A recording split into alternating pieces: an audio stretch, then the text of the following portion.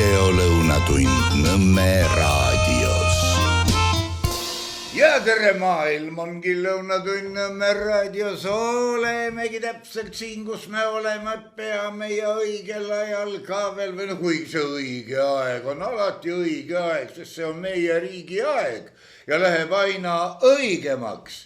Käisin mina vandenõu analüütikute suvepäevadel, olin seal kohe pikalt, nägin seal huvitavaid asju, tore seltskond oli ja põhimõtteliselt sõnavõtud käsitlesid ühte ja ainukest teemat, aga ma loodan, et ma puhkan nüüd välja üks päev. Ja siis teen sellest ka pikema monoloogi, kus mulle ainuomase elegantsi ja kordumatu graatsiaga vaidlen iseendaga ja teen iseendale ära muidugi. Aga täna me oleme jõudnud parasjagu nii kaugele, et pole parata, stuudios mees, keda vandenõu analüütikute seltskonnas muud kui paluti tervitada. Üks ei jõudnud oma häid soove lõpetada, kui tuli põnta teine ja kuule, tervita Raidi ka, ütle talle, et no ma ütlen talle kõik need asjad, mis meelde jäid edasi. Aga welcome, Andres Raid, täiesti välja uuriv ja sellepärast ka veidi vihatav ajakirjanik. Tere kõikidele. Suured pühad ja kõik igasugused muud asjad, aga olgu pealegi, me oleme siiski jäänud sellele esmaspäevale kuidagi truuks ja kindlaks ja ei ole tänane päev ka mingisugune erand. Kõigepealt võtame mõned pealkirjad. Täna on natukene pikem teemakäsitlus ja huvitav oleks juba ette teatavalt nii palju, et ega meil siin lahendust ei ole, ühest seisukohta ei ole, aga üht-teist on teile tuua küll. Aga olgu, lähme nüüd liburada pidi siit lahti, kohe kibe kiiret aega kaotamata. Aksel Johannes Part, sa tead, kes on?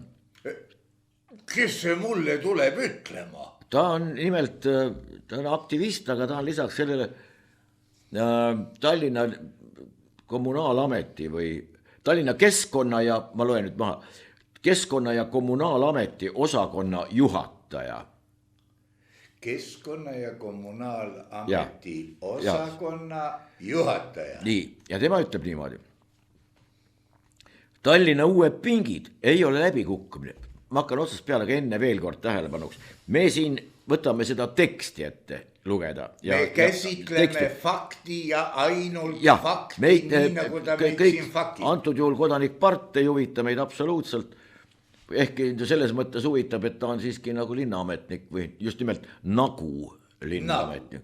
Jah, aga juhtusin teda ka teleris ühes intervjuus nägema ja no huvitav personalipoliitika on küll. Ma olen mitmete ametnikaga viimasel ajal kokku puutunud ja see üldmulje on tegelikult üsna masendav, täiesti masendav. Ja ma ei räägi nüüd sellest, et kas inimene on lurjus või hea inimene, hea südamlik või halb südamlik või ükskõik. Aga ma räägin kutsealasest, erialasest ja ametialasest ettevalmistusest. Seda ei ole olemas.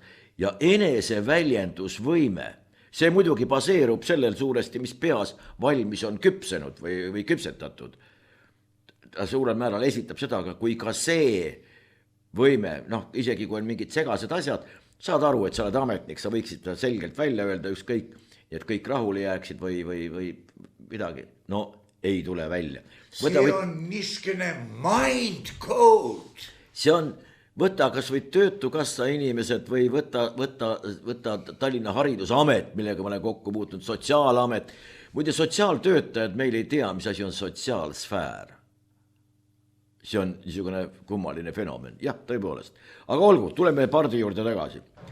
Tallinna uued pingid ei ole läbikukkumine, vaid areng. Iga retsept kohe ei õnnestu. Retsept, mismoodi see õnnestub, ei tea. Ligikaudu 10% pinkidest vajavad täiendavat kohendamist või ümberpaigutamist. See ei ole märk läbikukkumisest, vaid normaalne osa uuenduslikust ruumiloome protsessist. ja nüüd, no jah, tuleb pomm. ja nüüd tuleb mõtteviis, see tähendab, et nüüd jälgime mõttekäiku. Olen linnaametnik, kes vastutab enam kui 200 Tallinna kesklinna tänavatele paigutatud pingi paigutuse eest. Tubli poiss.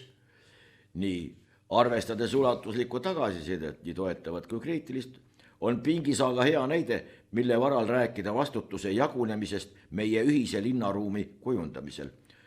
Tuleme otsa tagasi. Olen linnaametnik, kes vastutab. Ja nüüd räägime meie vastutuse jagunemisest meie ühise linnaruumi kujundamisel.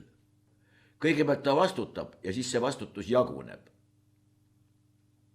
Ütle mulle, kuidas... Aga tema mina ja tema alter ego ehk teine mina. Ja võib-olla. Sven Sildnik on väga ilusat teksti kokku pannud minu meelest.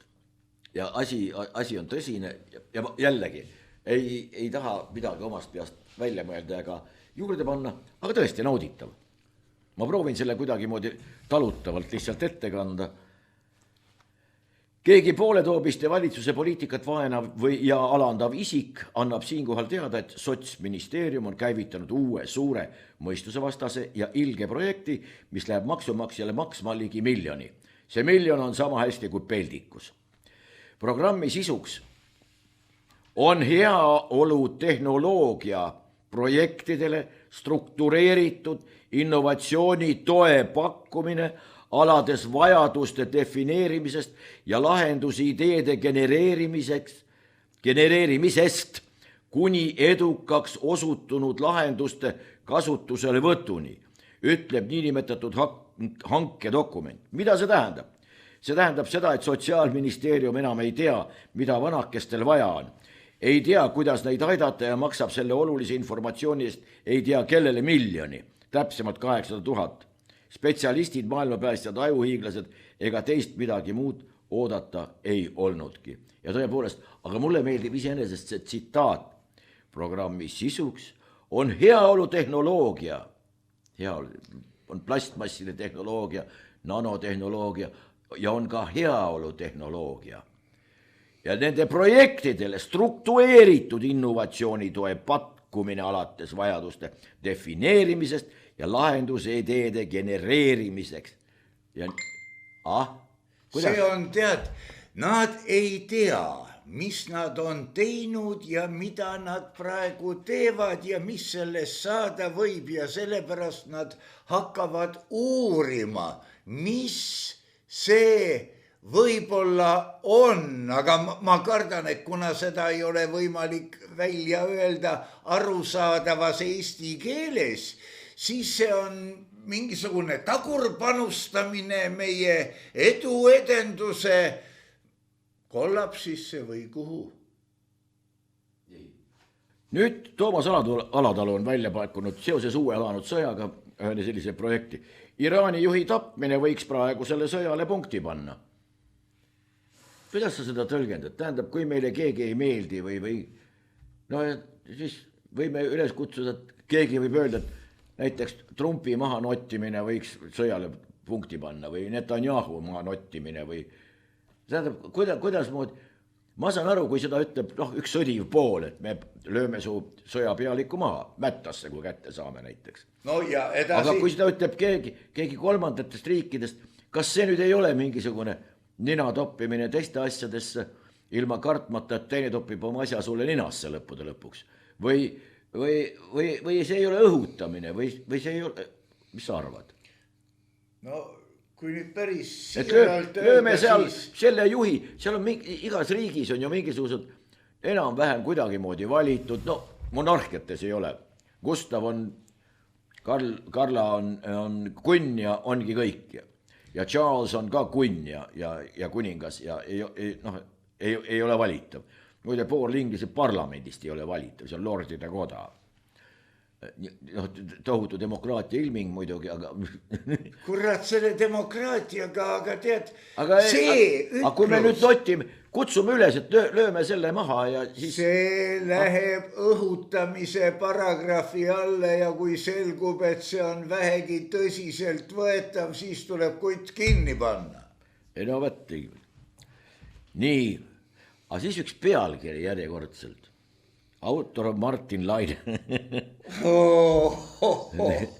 Kuule, Põhja-Korealik toetus Eesti jalgpalli vägivaldsele diktaatorile. Põhja-Korealik toetus. Mis asi on Põhja-Korealik toetus? Kui 1/3 on poolt ja 2/3 ei ole ja teisel poolt vaadatuna on siis vastupidi. 2/3 on nii ja 1/3 on naa. See on Kas sa suudad kuidagi mingi seose luua Põhja-Korea või põhjakorealikkusega või millegiga? Ma saan luua ainult seose, et keegi tahtis särada oma teadmistega ja tõusta, propagandistide tähistaevas veelgi kõrgemale ja nagu klassikud ütlevad, mina paistan ja päike on purjus. Aga mismoodi Aivar Pohlak, sõltumata, kas ta kellelegi meeldib või ei meeldi, kas tema tegevus on olnud niisugune, naasugune või kolmatsugune või ükskõik. Kas sa oled midagi kuulnud, vägivaldne ja diktaator ka veel kõige lisaks? Tead, alati on poiskesi, kes hakkavad põnnadi millegi peale hüppama ja siin tekib küsimus, kas see Aivar Pohlak on, võtame Pohlak ja siis see, need nipspersed, kes igal pool kroonikas vehklevad, kas nendest on reaalset kasu Eestile? Ei, Pohlakust kindlasti on. Pohlak on ikkagi, ma siin arvan küll, et ta on ikkagi mingisuguse süsteemi loonud, jalgpalli mängitakse, olgu mis tasemel. Kallid inimesed, me ei saa nõuda, et Eesti mängiks kuskil mingi Brasiilia. Aga me ei saa ka nõuda, et Eestil oleks rahvustoit jalgpall. No ei saa muidugi, ega keegi ei pakugi sulle seda. Kui sa ei taha, ära vaata, ära pane oma lapsi mängima, ära mängi ise. See ei ole mingisugune näite. Ma olen täpselt sama meelt selles mõttes, et see ülemäärane propaganda, et see näiteks, lapsed lähevad väga paljud jalgpalli mängima.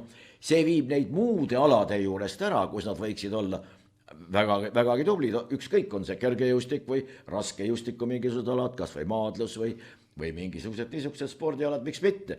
Aga kui inimesed mängivad ja kui tunnevad sellest naudingut, palun väga. No jah, see on seerias see peaasi, et nad ei joo ega laaberda. No muidugi. Aga mingi diktaator, see on, keegi tahab kuulsaks saada. No jube. Nii, aga siis on üks uus jälle mingisugune iga kord, kui ma suudan või kuulen sõna uuring, hakkab omamoodi paha. Aga vurisema, kõigepealt tekib niisugune, aga äkki lõpuks siiski ometi mingi uuring on ka tehtud. Ei ole. Eestlased liigutavad pead peamiselt tegusõnu öeldes. Magistritöö on jälle. Pealiigutused, kuula nüüd. Pealiigutused on oluline osa kõnest, mis rõhutavad öeldu tähendust ja muudavad suhtluse inimlikumaks. Eestikeelsed kõnelejad kasutavad peamiselt noogutusi ja pearaputusi ning vaatavad kõneldes sinna tänna. Selgub Tartu Ülikooli magistritööst. Esiteks Tartu Ülikool ei tee magistritöid. Tartu Ülikoolis tehakse ja kaitstakse. Kui kaitstakse. Seejuures liigutavad kõnelejad pead eeskätt tegu ja nimisõnu lausudes. Vaata sellist jaburdust. 47 inimest võeti ette, vaadati, kuidas nad oma pead liigutavad. Ja siis räägivad, et eesti keeled kõnelejad, nimisõnad või...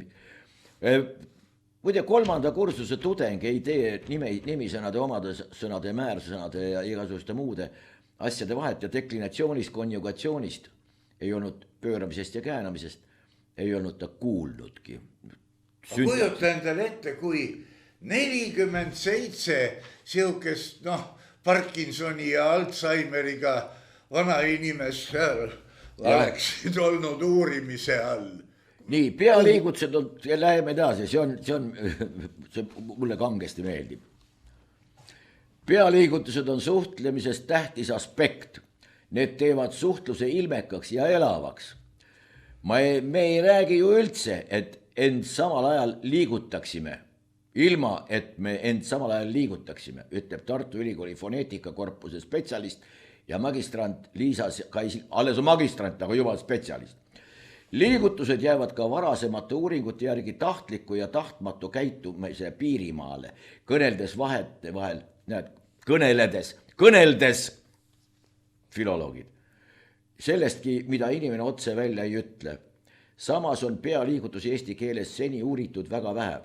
Võiks ka kõrvade, nina ja suu liikumist muide lähemalt jälgida. Ja võib-olla ka raku tasemel jälgida, mis toimub rakkude ainevahetuses sel hetkel, kui inimene lausub kas omadussõnu, nimisõnu või siis näiteks tegusõnu. Ja kas tema genoom võpatab? Ja kas võpatab või ei võpata. Nii et uskumatu. Ja taas, mis on Eestile sellest kasu? Mitte midagi. Aga peaasi, et ta aga magistrandile oli nii palju kasu, et ta kaitses töö ära ja ta sai magistrikraadi. Ilmselt ka juhendaja sai mingisuguse väikse lisatasu juhendamise eest. Ja ju siis mingid oponendid tulid kokku ja ju siis võib-olla isegi oli mingi väike furšett või leibade ja kohviga pärast seda, kui kõik see läbi oli, pidulikum osa läbi oli saanud. Ja kus on see geenius aasta pärast? Geenius on aasta pärast koolis ja õpetab teisi. Nii, tulipunkt seoses jälle alanud sõjaga on niimoodi. Eesti võtku Iisraeli šnitti, ka Eestil on võimalik olla väga edukas Venemaa suuruse mölaka vastu. Eesti võtku Iisraeli šnitti, see tähendab, et juba homme hommikul peaks rakettidega ründama Peterburi ja Moskvat või? Ja ma mõtlesin, et lihtsam oleks sama efektiga ju üle Läti rünnata Leedut hakatuseks. Aga see oleks ka võimalik. Jah, kuidagi nii. Ja mis on sellest Venemaa mölaka ründamisest Eestile kasu? No nii palju on, et... Ma jään selle teema juurde kinni. Ei, mis sest kasu on? Või umbes poole tunni või tunni pärast oleme suurest osast territooriumist ilma, väga palju on inimesi hukka saanud, üht-teist on ka katki läinud vahepeal. Ja siis kõlab laul sa murest vaevast kõigest priiks. Ja. Nii, aga nüüd on mulle selle välja pakkuda üks väike niisugune tõsisem käsitlus. Enne seda juhime veel kord tähelepanu. Kui me kuskile kivi heidame, siis sinna Riigikogusse, kes on seaduste taga, kes on selle välja töötanud või on selle lihtsalt tuimalt kellegi poolt töötatu vastu võtnud, seaduseks hääletanud ja mille järgi mitte ainult meie, vaid ka näiteks õiguskaitseorganid, see tähendab politsei, on sunnitud praegu tegutsema. Hakkame siit kuskilt peale. Ajalehes oli selline pealkiri, ma ei mäleta, oli see Postimees või... Muide, Postimees paistab praegu Päevalehe taustal ikka väga hea välja, muide. Jaa. Sellepärast, et Päevaleht on läinud mingisuguse, ma ei tea, niisugune 1950 natukene peale. Päevaleht oli juba pikemat aega siukene variant, kui propagandakahurid kuidagi pidi sjõva enam, et siis paneb Päevaleht ka midagi. Midagi kuidagi jah läinud, aga Postimees ma olen vaadanud siiski vahel pika hambaga, aga kajastab ka mingisuguseid muid asju. Nii et Postimees on ikka väga ajalehe moodi ja ma ei tea, nüüd mindi veel Postimehe vastu sõtta ka, kus juures igasuguseid fakte esitamata ja neid moonutades. Ja kus juures näiteks Ekspressi üks artikkel toetus ju täiesti kellegi ütlustele, kes see keegi niipea kui see artikkel oli ilmunud, lükkas algusest peale kõik oma talle omistatud ütlused ümber. Lükkas kõik ja oleks siis, et Ekspress oleks kuidagigi moodi öelnud, et meil läks nagu viltu vähe ja andke andeks, et noh, tegijatel ikka juhtub ja täielik vaikus. Kõik viimne kui üks asi, mida omistati tollele isikule, ta lükkas need kõik ümber. Ma ei ole öelnud seda, ma ei ole teile öelnud, kõik muudeti ära. Mis sa arvad, kes autor oli, artikli autor? Noh, paku välja. Ei paku. Laine.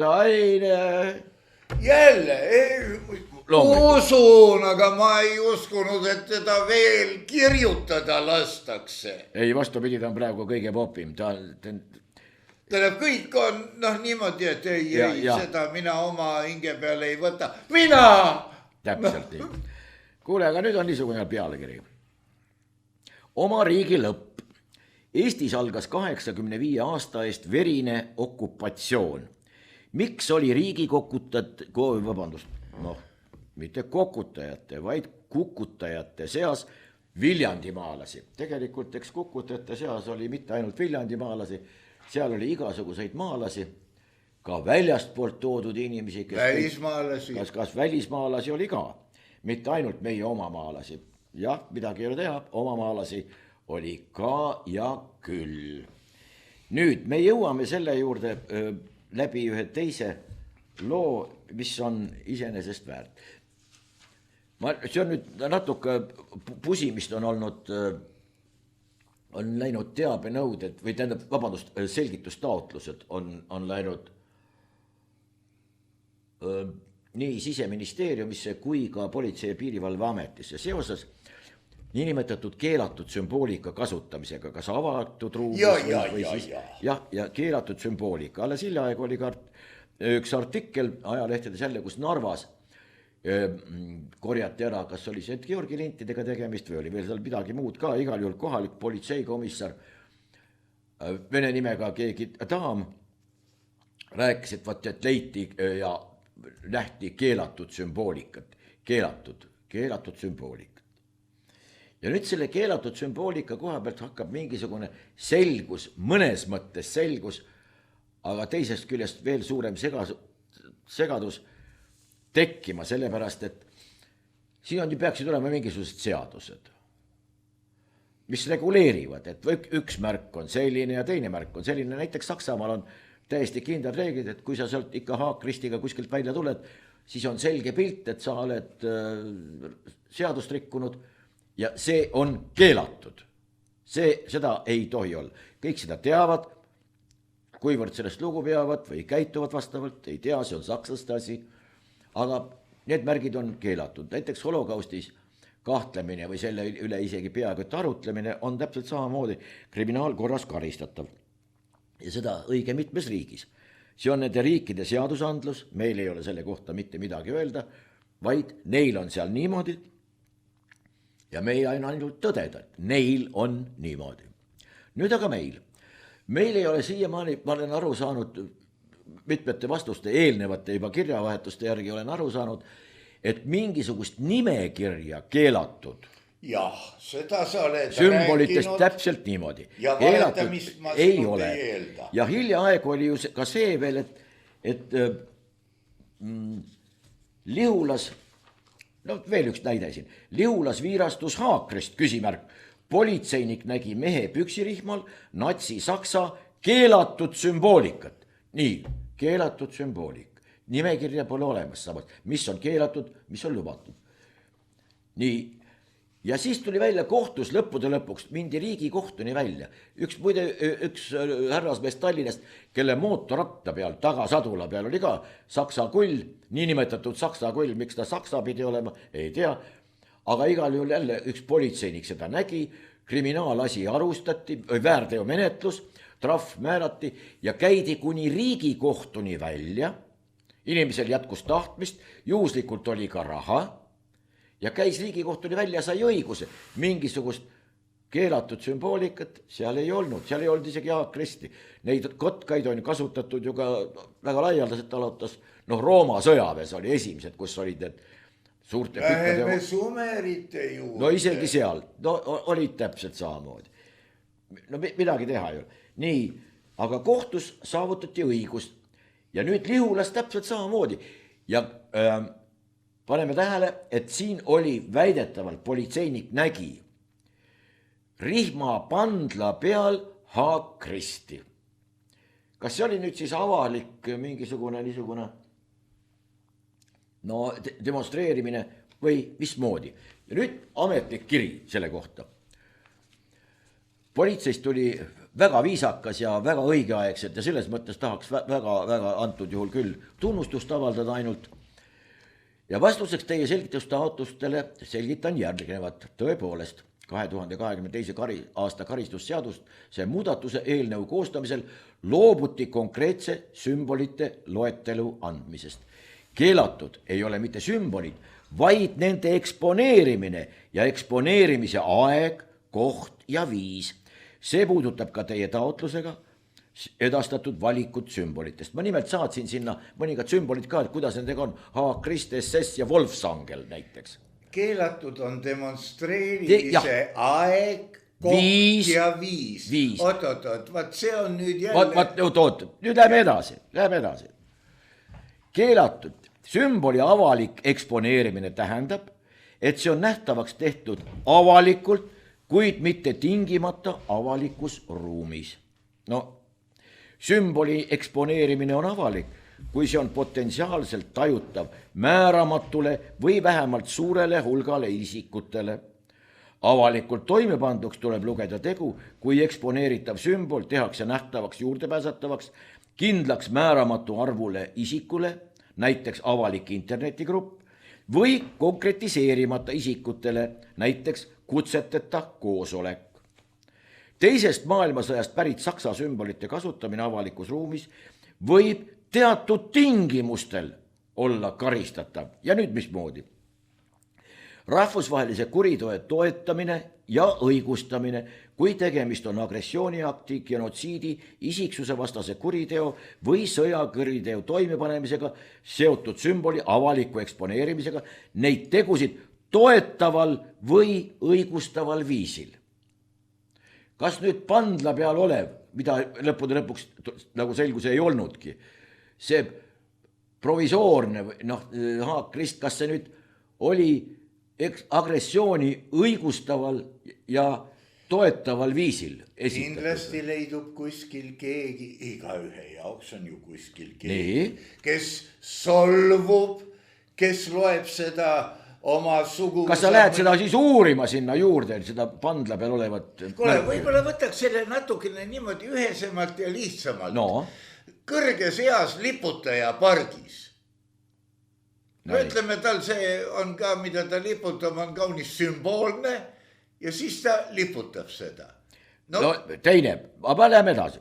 Vaenu õhutamine, kui saksa sümbolite kasutamisega avalikus ruumis kutsutakse avalikult üles vihkamisele, vägivallale või diskrimineerimisel seoses rahvuse, rassi, nahavärvi, soo, keele, päritolu, usutunnistuse, seksuaalse sättumuse, poliitiliste veendumuste või varalise või sotsiaalse seisundiga. Või kui eestlase ja sellega on põhjustatud oht isiku tervisele ja varale, inimese surm või tervisekahjustus või muu raske tagajärg, kui see on toime pandud isiku poolt, keda on varem sellise teo eest karistatud. Ja kolmas avaliku korra rikkumine, avalikus kohas käitumise üldnõuete rikkumine on keelatud. Üldnõudeid, neid ei ole muide mitte kuskil. Avalikus kohas on keelatud käituda teist isikut häirival või ohtu seadval viisil. Sümboli kasutaja ei pea tooma sõnaselgelt esile seost sümboli eksponeerimise ja koosseisu nimetatud süüteo toetamise õigustamise vahel, vaid piisab sellest, kui selline seos tekib ilma eriteadmisteta keskmiselt informeeritud kõrvalvaatajal, võttes arvesse sümboli enda tähendust ning eksponeerimise aega, kohta ja viisi. Tähendab, nii, muide... Paragrahvides on need lõigud... Nii, siin ongi, need on paragrahvid, mis on riigikogulaste poolt kirja pandud. Ja nüüd, kui sa tahad käituda seaduskuulekalt, sul on mingisugune särk, ma ei tea, mingisuguse jurakaga siin mingisugune pilt ja sa tahad teada saada, et kas see on nüüd keelatud või on see nüüd lubatud, kas ma lähen nüüd seadusega pahuks sisse, kui ma selle tal selga tõmban või ei lähe. No ja mida jääb siis üle teha selle samasel politseiametnikul näiteks, kes lähtub, loeb seda. Ma muidugi ei saa aru, no näiteks ka Sinimägedes võeti proua Maitla tütar, võeti ja viidi sealt minema tänu sellele, et ta oli pealuu ja 4 sääreluud. Kai Brauer. Jah, ja pärast öeldi, et ei ikka ei olnud ja ei reageeriti üle. Aga see ülereageerimine saabki võimalikuks tänu sellele, et seadusandja on selliselt need tekstid kirja pandud, siis loe siit välja, mida sa tahad. Teine asi muidugi, mis siit välja paistab, on see, et selliste üldsõnaliste seaduste järgi agressiooni toetavad või mitte toetavad või siis soodustavad või mitte soodustavad või diskrimineerist või kui keskmiselt, kes on see keskmiselt informeeritud kodanik ilma eriteadmisteta, keda see häirib. Noh, piidrite paraad kõnnib ja palun väga, eriteadmisi mul pole ja mind see väga häirib. No, ja sa saad peksa selle eest. Ja sellisel juhul tundub küll. Nii, et see võimaldab igal juhul sind karistada, kui see vajalikuks peaks osutuma. Nii, lepa, selge pilt. Ei, seda ei puutu, see on oma inimene. Või vastupidi, keegi, kes on teistsugustel seisukohtadel. No nii, andiski põhjuse, näed, diskrimineeriv viis ja sul ei ole kaevata, sul ei ole vaevata, sul ei ole teha mitte midagi. Sulle öeldakse, et võt, sellest võis aru saada niimoodi, keegi kodanik, kes on keskmiselt informeeritud, keskelt haritud, ilma üldiste teadmisteta, läks mööda, nägi ja see mõjus talle riivavalt. Palun väga, see on olemas, võib ka niimoodi. Kuskil võiks olla keegi uudishimulik kodanik tahab näha, mis siis saab. No nii, aga nüüd tuleb Confec. Confec on sulle niisugune hiljaaegu, oma riigi lõpp. Eestis algas, tuletame nüüd meelde, 85 aasta eest verine okupatsioon. Miks oli riigi kukutajate seas ka Viljandimaalasi? Nüüd unustame Viljandimaalased üle, lepime kokku, et nagu siin on öeldud, olid riigi kukutajad. Nagu siin välja öeldud. See oli üks selline seisukoht, aga nüüd on teine. Ma esitasin küsimusega selle kohta, kui tõesti oli, siin oli grupp aktiviste, kes tahtis püsti panna memoriaali pisikse skulptuuriansambli, kus oleks kujutatud Olga Lauristin ja Johannes Lauristin. Süles väike laps, kes on siis Marju. Ja kas sellise ansambli püstitamine on poliitiliselt korrektne või praegustes tingimustes kuidagi õige või vale või noh, et ei tuleks vääriti mõistmist, et sa lähed selle skulptuurikompleksiga kuskil üles panema. Ja ei osata õigesti vaadata. Ja keset teed peetakse auto kinni ja võetakse ära näiteks või vastupidi.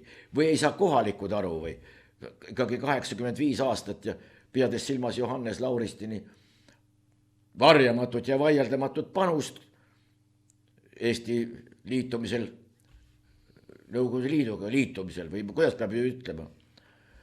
Nii, selle kohta on öeldud niimoodi, jälle maasika jätan lõpuks. Avaliku kohta skulptuuri püstitamine on Eestis selgelt reguleeritud ja hõlmab mitmeid õiguslikke ja halduslikke samme. Õige. Olenevalt sellest, kas tegemist on eramunitsipaal- või riigimaaga ning kas objekt on ajutine või alaline, on nõutav protsess võib veidi erineda. Avaliku kohta skulptuuri püstitamist reguleerivad õigusaktid, ehitusseadustik, planeerimisseadustik, kohaliku omavalitsuse korralduse seadus, muinsuskaitseseadus, korrakaitseseadus, autoriõiguse seadus ja nii edasi, katavad maa kasutust, ehitamist, kultuuriväärtusi, avalikku korda ja omavalitsuse pädevust. Ma ei tea, kas kompetentsi või pädevust, aga olgu.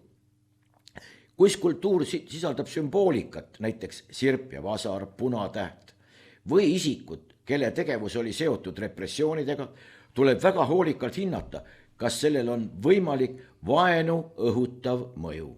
Seega tuleb hinnata, kas skulptuuril on pigem ajaloolis kultuuriline või ideoloogiliselt provotseeriv eesmärk. kui soov on püstitada ja nüüd skulptuur nõukogude ajal aktiivse perekonna mälestuseks. Et mitte otse öelda, jah? Tähendab, ei ole enam okupatsioon, pole seda sõnastus, kuivõrd tähtis on antud juhul sõnastus. Ei mingit okupatsioonist, ei mingit anneksiooni, ei mingit okupatsiooni, inkorporatsiooni, ei mitte midagi. Saabus nõukogude aeg. Aeg oli niskine. Aegne oli niskine ja kui seal oli üks aktiivne perekond. Kes toetas selle aja ilminguid. No aga siis ka näiteks ju hävituspataljoni. Palehigis muide. Jah, ka nemad olid nõukogude ajal aktiivsed. Idel Jakobson oli äärmiselt aktiivne, nõukogude ajal aktiivne töötaja ja neid oli teisigi. Miks siis, mis siis nüüd viga järsku on? Siin me jõuame selle juurde. Miks te ütlete, et see oli okupatsiooni aeg, kui ma saan kirja ametlikult, et tegemist oli nõukogude ajaga? Nojah. Ja tegemist oli lihtsalt aktiivse perekonnaga. Mitte mingisugust, et et need olid kuidagi, et need siis korraldasidki või ei korraldanud või. Jääb arusaamatuks. Siin herr doktor Viktor Vassiljevilt sai ju küsitud, tema ka märkis ära, et siukene kole katedraal on ehitatud Lasnamäele. Jälle küsimus, kas sellest oli kasu või kahju. Kui nad on kõik kirikus koos, siis nad mingit jama väljaspool kirikut parasjagu ei tee. Ei, vaata ehitistega võitlemine on mis mingisugune, tead, see on niisugune jõuetuse demonstratsioon, lõhume ära. Aga sa kujutad ette, kui sinna pannakse mälestustahvel, seda usku oli ka Eesti esimene president Konstantin Päts. Mitte ainult tema, vaid... No mitte ainult, aga tema, noh... Johannes Laidoner, palun väga. Jah, no kus temagi pääses? Sa tead, kuidas kutsus Johan Laidoneri väga kaunis muide, kaasa teda. No Vanitška. Tema oli poolakas ju. Ja muidugi poolaktar. Väga kaunis seal juures. Jaa. Ja tal ikka paar korda paluti kõnet mitte pidada. Muide lugesin mingisuguseid dokumente vahepeal siin Eesti esimese vabariigi aegseid seoses sellega, et muide meil on koolides nüüd, me oleme jõudnud sinnamaani, et näiteks põgenike lapsed. No ta on aasta aega siin olnud. Ta ei saa osata veel. Ta pannakse klassi, kus on veel üks vene õpilane, vene päritolu õpilane, kes räägib eesti keelt küll. Ja ta on seal ainukene. Ja siis vahetunnis ta ei saa midagi aru. Ja siis ta istub selle kõrval ja püüab selle käest midagi küsida. Ta ei saa aru. Õpetaja tuleb juurde eesti keeles. Ja kui vahetunnis püüab midagi ka küsida, tuleb õpetaja. Ei räägi siin mingit muud keelt. Kui te olete laste kallal, ta ei saa aru. Ütle, mis sellest lapse nagu sisemus ütleb. Aga... Me oleme jõudnud sinnamaani välja, tähendab sinna nõukogude võim muide ei ulatunud. Ta ei teinud seda. Meil võis vabalt rääkida koolides eesti keeles. Laulupeod ja kõik asjad olid eesti keeles. Eesti keele osatähtsus tunniplaanis oli alates esimesest klassist oluliselt suurem, kui see praegu on.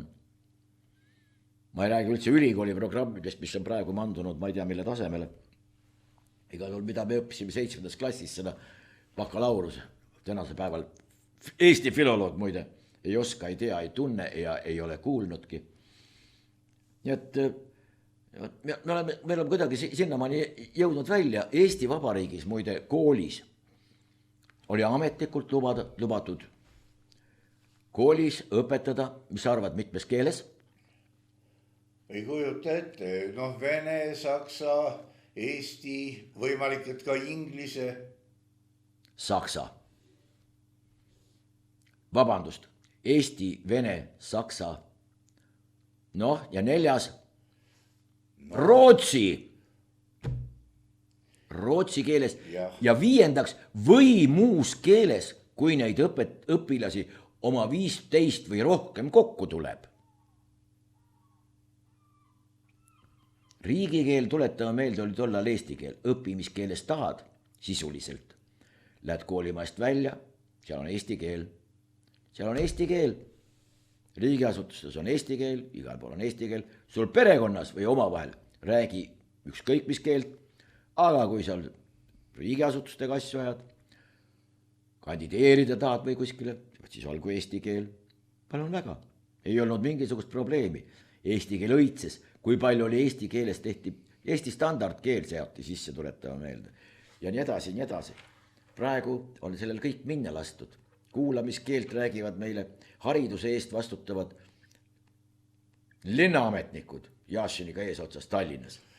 Haridusministriga, Kristina Kallasega, kuule neid tekste. Tead, ja siis nad ei ole nii hullud, selliseid võiks öelda põliseestlasi, kes seda eesti keelt ei valda, neid on ka kimpude viis. On muidugi, ma ei ütlegi, et ei ole. Aga see ei oleks, tähendab siis lõpetage see retoorika ära kõik eesti keelist, aga vaat siin ongi see, lugege, kuulake, mida ma ütlen, mitte ärge vaadake, mida ma teen. Üks asi on selle kõned, mida peetakse ja teine asi on reaalsus. Ja need asjad ei käi meil kuidagi moodi kokku, et sellest on nagu halb. Ja see on niisugune kurvem lugu. Aga niisugune lugu, jah, võt, ja siis kõike seda muide antud juhul nüüd seadusandluse juurde tagasi tulles, see kõik saab alguse kus koha pealt.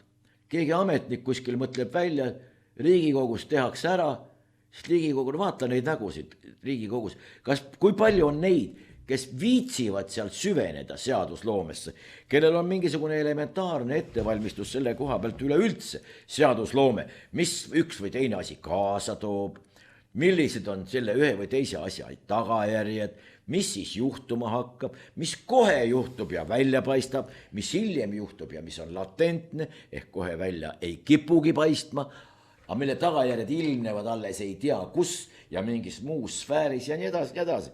No vaata, ja siis tekib ju küsimus. Loomulikult me ja nüüd ongi antud juhul ametnikud, ma kujutan ette, ta näeb hirmsat vaeva, et mulle sellele küsimusele vastata.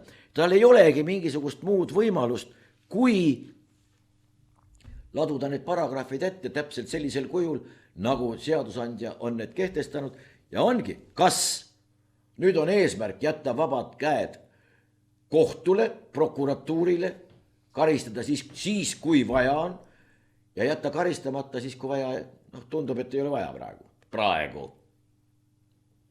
Näiteks. Või sama asi on ju sinu kirjeldatud politseinikuga, kes nägi keelatud sümbolit, sest tema allus käsureale, mitte sellise väga võimsa teksti, seda ei ole võimalik mõista. Ei ole võimalik. Aga ta oli seda võib-olla kuulnud. Ta oli sellest omamoodi aru saanud. Aga see võimaldabki kõik võimalikku, nii palju kui on inimesi. Ta võtab sellise mitte midagi ütleva teksti ette, või tähendab kõike võimaldava. Ja ta hakkab seda peas, mida tegema, tõlgendama. Minu meelest on nii, aga minu meelest on naa. No kuule, te olete 2 tükki siin täielikult tohmanid. Siin on ju selge sõnaga öeldud, et niimoodi. Tuleb 4, ütleb, te 3, te olete asjast üldse valesti aru saanud. Tegelikult on niimoodi. Ja nii edasi ja nii edasi. Väga raske on nendes tingimustes muidugi mingisugust. Ja teine asi, aga oota siis sellistes tingimustes seaduskuulekust. Igaüks sinu näites tegeles oma mina tõstmisega suuremaks, kui see tegelikult on. Jah, nii lihtne see ongi. Ja muidugi, põhiseadust on muide Siseministeeriumist korda vist, jah. Siseministeeriumist oli ka muide, ma võin selle ka sulle öelda. Selline vastus sümbolite kohta. Vastutes teie selgitustaotlusele teatame, et Eestis ei ole kehtestatud keelatud sümbolite nimekirja, sest kahjuks erinevad vägivalda ja sõjalist agressiooni õhutavad ühendused või liikumised loovad järjest uusi sümboleid juurde, mis ühendavad meie toetajaid. Sümbolite tähendus läbi ajaloo võib muutuda muidugi. Kommunismi, natsismi kuriteod, küüditamised, holokaust ja holodomoor on inimsusevastased kuriteod, mis ei unune, aga ei ole ei küüditamisel ega holokaustil ega holodomoril oma mingeid sümboleid muide. Ja märke ka mitte. Eesti karistusseadustiku alusel on keelatud agressiooniakti, genotsiidi, inimsusevastase kuriteo või sõjakuriteo toimepanemisega seotud sümboli avalik eksponeerimine, neid tegusid toetaval või õigustaval viisil muidugi. aga siin me jõuame ka, vaata, kui me võtame, ütleme, Venemaa agressiooni, siis kahtlemata me võime leida ju terve Kremli täie igasugu vidinaid, mis justkui toetavad seda agressiooni. Nii või? No ei, võt siin ongi see, et kuidas ma toetan, näiteks mul on püksipandla peal on mingi märk, noh, võtta kas või Aakrist, noh. No nii, kuidas ma nüüd sellega toetan või vastupidi laidan või no aga seda võib mõista nii. Vaat siin hakkabki pihta, seda võib tõlgendada. Jah. No. Ja taas uuritakse välist vormi, mitte asja sisu. Ei, sisu ei ole tähtis. No asi on selles muidugi ka suuresti, et nad ei tee siin märgi ja sümboli vahet. Märki näevad kõik, aga ei usu keegi. Sümbolit reeglina näha ei ole, aga usuvad kõik. Tal on sümboolne tähendus, mis see tähendab? No jah. Jah, no vot nii on. Vot. Ei ole midagi parata, raske juhtum. Ja nüüd tuleb mõelda ainult selle peale veel, et kuidas me oleme jõudnud nii kaugele siia, kuhu me oleme jõudnud.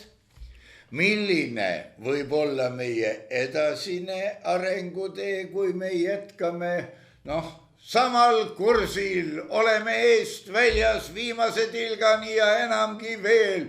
Meid juhib õige partei, tõsi, nad vahetuvad, sellest pole lugu, ja õiged juhid, kes on targemad kui keegi teine. Väga targad. No võt niimoodi kuidagi. Aga jah. Noh, paneme punkti või? Ma mõtlesin, et paneks neid 3 tükki pühade aeg, mis sa siin ikka pingutad, lähevad mõned veel tigedaks, napsu ka võtnud teised. Nii et ole tänatud. Kuule kah kõik see, katsume moodsaks jääda. Ja olge tänatud kõik, kes te toetate Nõmme raadiot, seda tõesti on vaja ja meie püha sõda läheb loomulikult edasi.